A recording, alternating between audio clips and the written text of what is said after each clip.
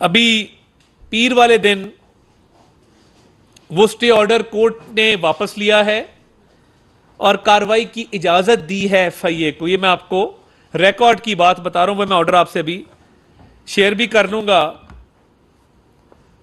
तो उस Lahore high court के ऑर्डर के तहत न्याजी के खिलाफ हर किस्म की कार्रवाई अमल में लाई जा सकती है। साइफर केस में तलब भी किया जा सकता है और ये एक ऐसा केस है जिसमें कानून की कई खिलाफ वर्जियां हुई हैं। इसके कानूनी पहलू पर भी मैं आपको ब्रीफ करना चाहता हूं। साइफर को अपने कब्जे में रखना यह भी गैर कानूनी था। उसके बाद वजारत उज़्मा से हट जाने के बाद जलसे में साइफर को लहराना। अब यह याद रहे कि जब आप जलसे में साइफर को लहरा रहे थे, आप वजीर आजम नहीं थे, आप वजारत उज़्मा का ओहदा खो चुके थे। एक सरकारी हसास दस्तावेज का आपके हाथ में होना गैर कानूनी था। उस साइफर को लहराया, उसके बाद उस साइफर को गुमा दिया।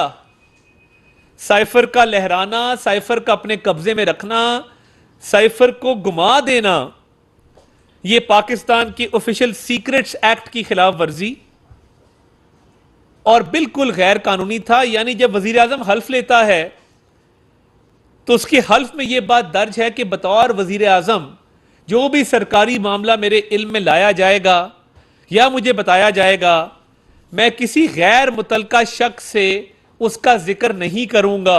यह हल्फ है जो आप पाकिस्तानी अवाम के सामने लेते हैं, अल्लाह ताला के सामने लेते हैं। उस हल्फ की भी खिलाफ वर्जी हुई।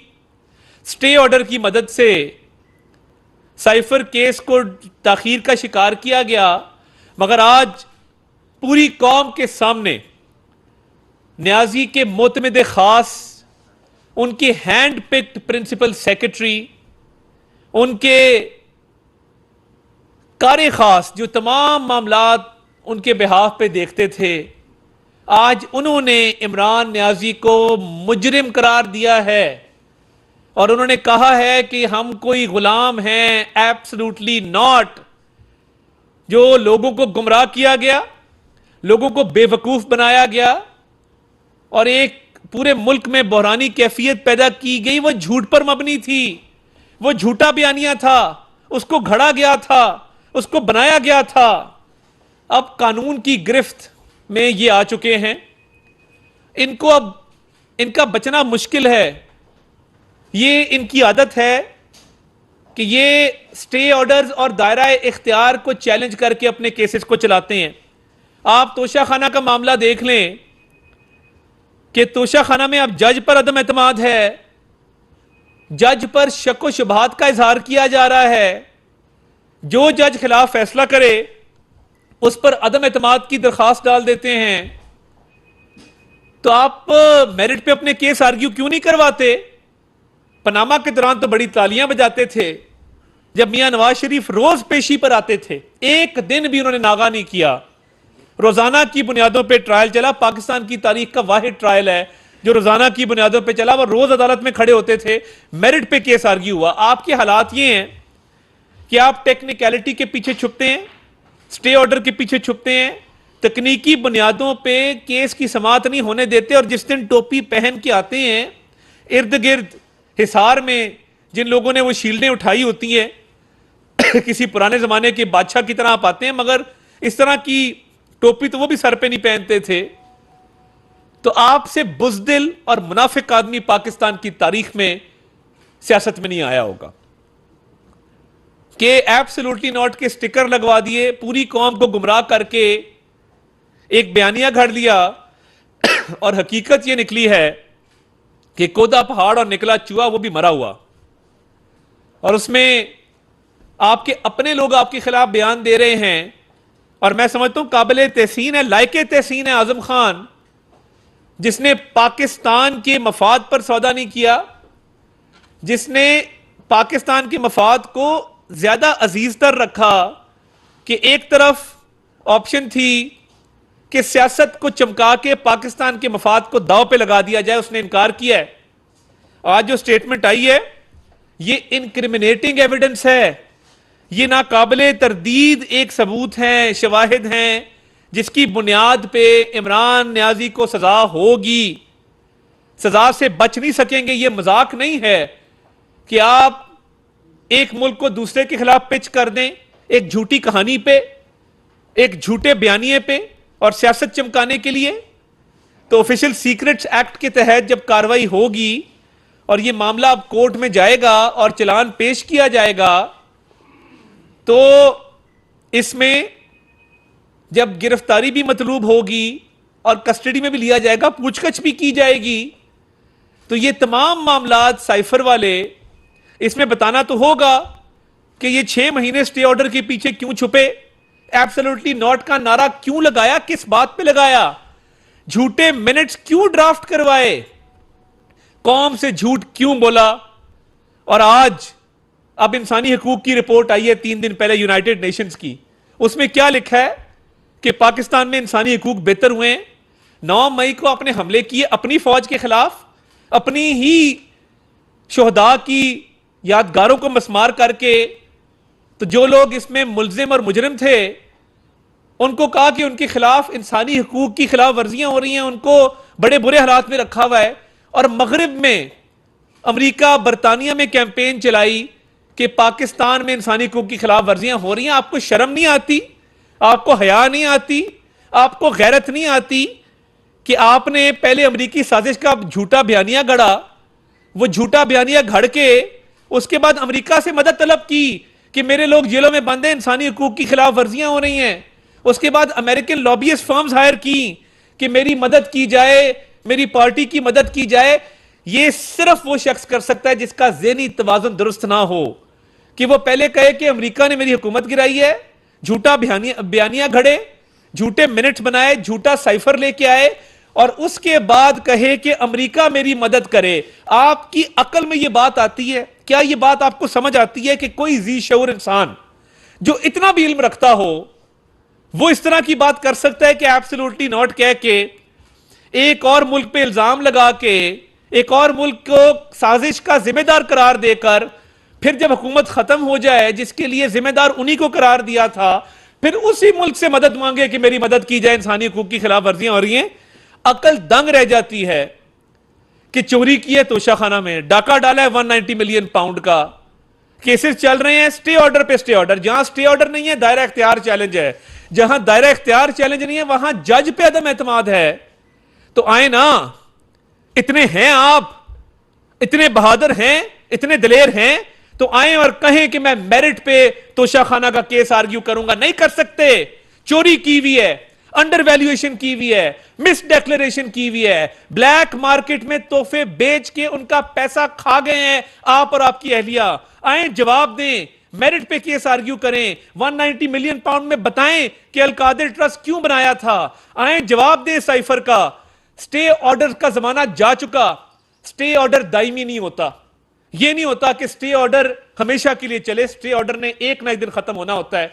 मगर ये जो 6 साल फॉरेन फंडिंग को लगे डिसाइड होने में, 6 साल लगे कि फॉरेन फंडिंग का केस, कभी इलेक्शन कमीशन का दायरा इख्तियार चैलेंज, कभी अदालतों का दायरा इख्तियार चैलेंज, कभी एक स्टे ऑर्डर, कभी दूसरा स्टे ऑर्डर। ये आदी हो गए हैं इन सहूलतकारियों के कि जहां पे स्टे ऑर्डर मिलता है तो तकनीकी बुनियादों पे ये केस आर्ग्यू करते हैं। मैं चैलेंज करता हूं, इनकी जो बची कुची जमात रह गई है, मैं चैलेंज करता हूं, आए और आके मुकाबला करें और अदालत में आके खड़े होकर कहें कि हम मेरिट की बुनियाद पे, रोजाना की बुनियादों पे अपना केस सुनवाना चाहते हैं।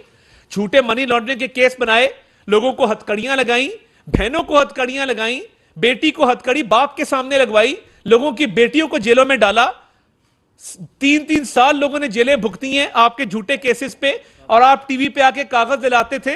शहजाद अकबर कागज दिलाता था। आज कहां गया शहजाद अकबर? आज कहां गया वो शहबाज गिल नामी बदबख्त? मुल्क छोड़ के भाग गए और पूरी अपनी फौज के खिलाफ बयानियां बनाया। आज अपनी बारी आई है तो तकनीकी बुनियादों के पीछे छुप रहे हैं। हम तो एक दिन भी तकनीकी बुनियादों के पीछे नहीं छुपे, हम एक दिन भी किसी स्टे ऑर्डर के पीछे नहीं छुपे, हम एक दिन भी किसी अदालत से नहीं भागे, हमने मेरिट पे सीना तान के अपने केसेस का मुकाबला किया, क्योंकि हम झूठे नहीं थे आपकी तरह, हम मकार नहीं थे आपकी तरह, हम मुनाफिक नहीं थे आपकी तरह, हम बुज़दिल नहीं थे आपकी तरह। आप आए, और अगर हिम्मत है, इतनी सी भी गैरत आपके अंदर बाकी है, तो आए और केसेस का सामना करें। आप नहीं कर सकते, इतना दम ही नहीं है आपके अंदर। आपका माजी भी दागदार है, आपका हाल भी दागदार है, और आपका मुस्तकबिल तारीख है, क्योंकि आपने इस कौम का पैसा लूटा है, इस कौम पे जुल्म किए हैं, और आपको एक एक पाई का हिसाब देना होगा। आपसे एक एक पाई इंशाल्लाह इस कौम की निकलवा के दम लेंगे। बहुत शुक्रिया जी। ये बताइएगा तारक साहब कि ये जो आजम खान ने आज जो बयान दिया है, इसमें क्या है, क्योंकि कहा जाए कि आजम खान कुछ अरसे से लापता थे या रपोज थे, उसकी एक FIR भी हुई, और अब वो उनके क्या, और ये कौन से मजिस्ट्रेट के सामने दिया, एक ये, और दूसरे ये बताइएगा कि ये ऑफिशियल सीक्रेट एक्ट के तहत खुसूसी अदालतों में जाएगा ये मुकदमा? जी खुशी, मैं आपको पूरा प्रोसेस बता देता हूँ कानूनी तौर पे। देखिए, 164 का बयान कानून के मुताबिक मजिस्ट्रेट के सामने दिया जा सकता है, और आजम खान साहब ने अपनी मर्जी के साथ, वो खुद भी बताएंगे, इस पे बात करेंगे, उन्होंने 164 का बयान इस्लामाबाद के मजिस्ट्रेट के सामने दिया है, और उन्होंने साइफर के हवाले से तमाम हकीकत सामने रखी है। जो FIA का केस है, जिसमें बाकायदा एक GIT बनाई गई थी साइफर पे, GIT के तहत ये केस हुआ है। FIA ने जब ऑफिशियल सीक्रेट्स एक्ट के इस केस को, इसकी तफ्तीश की है, तो ऑफिशियल सीक्रेट्स एक्ट की एक स्पेशल अदालत ऑलरेडी कायम है, उसका जज पहले से ही मुकर्रर करता है। तो ये केस ऑफिशियल सीक्रेट्स एक्ट की अदालत में जाएगा, और ये वहीं पर ट्रायल होगा। और 164 के बयान आ जाने के बाद जब आजम खान साहब को बतौर मुल्जिम के या बतौर गवाह के जब पेश किया जाएगा, तो मैं ये समझता हूं कि जब उन पे जिरा की जाएगी तो ये मामला क्लियर हो जाएगा कि मरकजी मुल्जिम इस केस का है कौन। और 164 के बयान के बाद लंबे चौड़े ट्रायल की शायद जरूरत ना पड़े, क्योंकि 164 का बयान ट्रायल शुरू होने से पहले आ चुका है। तो ये एक अच्छा और ये शॉर्ट ट्रायल होगा।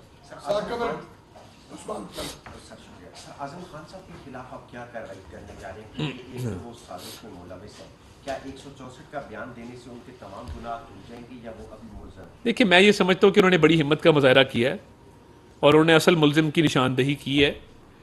तो मेरी राय में कानून के मुताबिक जब 164 का बयान सामने आ जाए, तो जो शख्स भी कानून की इमदाद करे, कानून की मुआवनत करे, उसके साथ नरमी बरती जानी चाहिए। अगर मेरी कानूनी राय मांगेंगे तो मेरे नज़दीक वो मजबूर थे बतौर प्रिंसिपल सेक्रेटरी, उन पे प्रेशर था, उनको मजबूर किया गया इस बात पे। तो इसमें तो इमरान न्याजी जो है उसके अज़ाइम भी क्लियर थे, बदनीति सामने थी, वो ये सियासी बयानियाँ घड़ के कौम का उसने नुकसान किया, कौम का वक्त ज़ाया किया। तो मैं समझता हूँ कि वो इसके जिम्मेदार हैं। बिल्कुल सर, अगर रियासत चाहे तो बहुत बड़े बड़े मुजरिमों को भी सामने लेके आ सकती है, लेकिन दूसरी जानब अगर आप दाखिला के मुतल्लिक़ सवाल है, इस्लामाबाद से गुज़श्ता एक महीने के अंदर 700 से ज़ायद गाड़ियाँ चोरी हुई।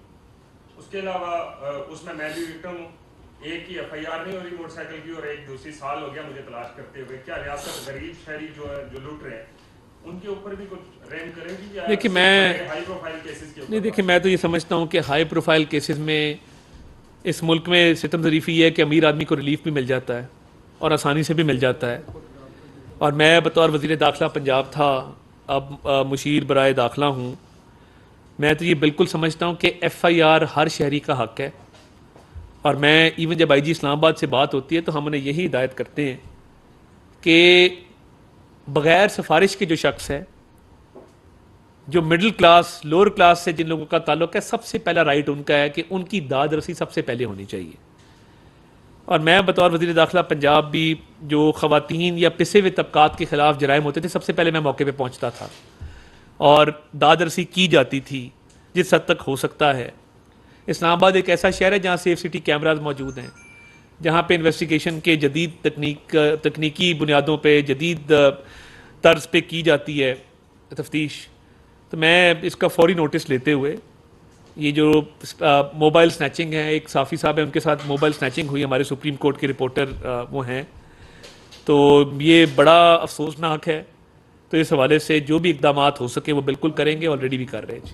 सर, आज जितनी भी खिलाफवर्जियों के बारे में बात कर रहे हैं, तो इस तरह की खिलाफवर्जियां पहले भी बहुत हो चुकी हैं जनरल पीटीआई की जानिब से, लेकिन अभी तक आपकी गवर्नमेंट उनको डिस्क्वालीफाई नहीं कर पाई। आगे इलेक्शन आ रही है, आप पीटीआई को किस तरह देख रहे हैं, क्योंकि अभी वो पहले से ज्यादा पुरजोश दिखाई दे रहे हैं इलेक्शन के लिए? देखिए, मुझे नहीं लगता कि वो पुरजोश हैं। तारीख में पहली दफ़ा हुआ कि एक जिस्मानी रिमांड पर तहकीकाती इदारे की तहवील में एक मुलजम को चीफ जस्टिस सुप्रीम कोर्ट ने बुला के कहा हाउ आर यू, या वो गुड टू सी यू जब कहा, उसके बाद छोड़ दिया। तो ये असलम अहमद या बूटा होता तो उसको ना छोड़ते, उसकी तो फाइल नहीं ना पहुंचती, वो रजिस्ट्रार के दफ्तर में खाक छान रही होती है। इमरान न्याजी की फाइल थी तो उसने कहा कि मदर इन लॉ भी खुश हो जाएंगी, शाम को घर जाके बताऊंगा कि आंटी जी देखे मैं क्या करके आया हूँ। आंटी भी खुश, मैं भी खुश, बेगम भी खुश। तो वो फाइल ऊपर रखी गई और छोड़ दिया गया। अगर उसको रहने देते चंद दिन अंदर और उससे मजीद तफ्तीश की जाती तो शायद ये मामला आगे चल जाते। अब ट्रायल जो है वो अपने मंतकी अंजाम तक आहिस्ता आहिस्ता पहुंच रहे हैं। तो पुरजोश तो मैं नहीं समझता। अभी जो केपीके में धचका लगा है तो मेरा ख्याल है वो पुर भी खत्म हो गया और जोश भी खत्म हो गया। बहुत शुक्रिया। तारड़ इस्लामाबाद में न्यूज़ कॉन्फ्रेंस कर रहे थे। उनका ये कहना था कि एब्सोल्युटली नॉट की